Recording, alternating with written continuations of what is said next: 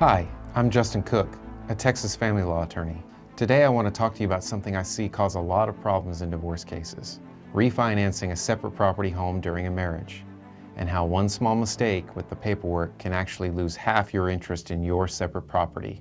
In Texas, property is either community or separate. Generally, if you owned a home before marriage, that home is your separate property.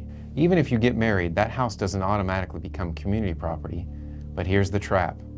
If you refinance that home during the marriage, the paperwork you sign can accidentally cause you to lose half your interest in your home. The lender may require your spouse to sign documents in order to complete the refinance, and sometimes they hand you a general warranty deed or a special warranty deed for your spouse to sign. The problem is, when your spouse signs a warranty deed, they're essentially being put into the chain of title. That signature can make it look like your spouse now owns a 1/2 interest in your property.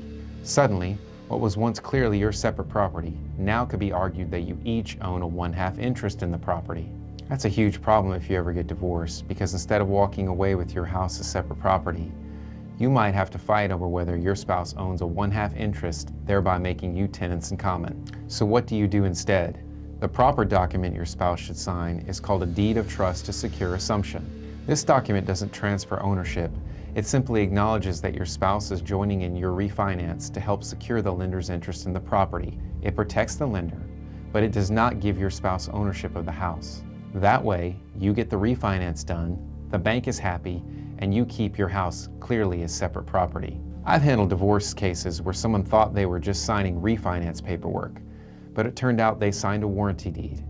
That mistake gave the other spouse a very strong argument that they own a 1/2 interest in the property.